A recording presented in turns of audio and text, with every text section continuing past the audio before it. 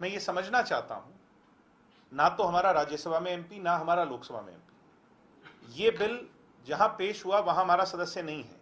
ये बिल हरियाणा की विधानसभा में ना ही आया है, ना ही आएगा, ना ही एमएलए इसको मंजूर करेंगे। तो इससे हरियाणा स्टेट के जो किसान इंपैक्टेड हैं, हम उनकी भावना को लेकर के, दीन बंधु सर छोटू राम की कही भी बात, ए भोले किसान बोलना सीख और अपने को पहचान। दुष्यंत आज सरकार के साथ रह करके किसानों की लड़ाई अगर लड़ेगा तो ज्यादा बेहतर है। दुष्यंत अगर चले जाते हैं, जो कि दुष्यंत के विरोधी चाह रहे हैं, उसका मतलब है कांग्रेस आती है। कांग्रेस वही लुटेरी है जिसने वाड्रा के साथ मिलकर के कितना किसानों का भला किया है, मुझे कहने की आवश्यकता नहीं। क्या हरियाणा की जनता, देश की जनता भूपेंद्र हुड्डा जैसे तानाशाह किसानों को लूटने वाले व्यक्ति को हरियाणा में दोबारा देखना चाहती है? तो ये समझना होगा किसानों को, हम सब लोगों को, कि हिडन एजेंडा क्या है। हिडन एजेंडा कुछ और है। मैं कल किसानों से मिलकर के आया, नथाराम जी से मिलकर के आया चिबागू। उनने मुझे खुद कहा कि पुलिस की लाठियां उनके पैर पर लगी, जिससे उनको मल्टीपल फ्रैक्चर्स आए। मैंने उनसे माफी मांगी, और इन टोटलिटी हम सब की भावना किसानों के साथ है। किसानों पर चली लाठी किसानों पर नहीं, हम पर चली है, आप पर भी चली है, हरियाणा पर चली है। नहीं चलनी चाहिए थी। किसी के बहकावे में जो लेकर के गए उन पर कुछ नहीं हुआ। निहत्थे लोगों पर अगर कुछ हुआ, हम उसके लिए पीड़ा व्यक्त करते हैं, और इसकी जांच तो होगी, निश्चित तौर पर होगी, क्योंकि किसने चलाई? कैमरा दिखा रहा है, आपका कैमरा दिखा रहा है। वो कैमरा अगर दिखा रहा है तो कुछ ना कुछ तो हुआ है, बिना चिंगारी के आग नहीं लगी। ये भरोसा दिलाया मुख्यमंत्री ने? देखिए, आपस के भरोसे में सरकार चलती है। दुष्यंत जी और मनोहर लाल जी का जो भरोसा है वो अडिग है।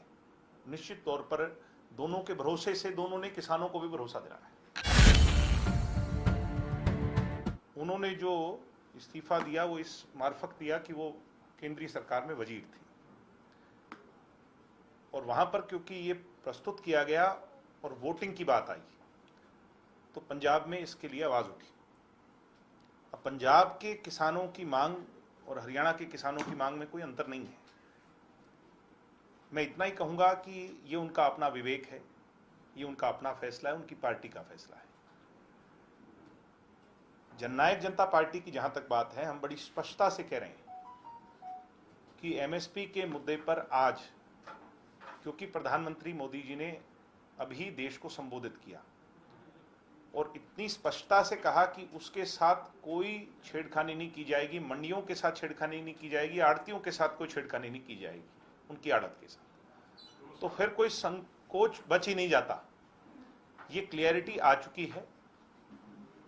25 तारीख से धान की फसल की खरीद जब शुरू होगी, मैं उम्मीद करता हूं कि फिर एक एक दाना एमएसपी पर खरीदा जाएगा, और जो विश्वास कांग्रेस और सेल्फ प्रोक्लेम्ड फार्मर लीडर ने एक भ्रम पैदा किया है किसानों के अंदर, वो भ्रम भी उसी दिन दूर हो जाएगा।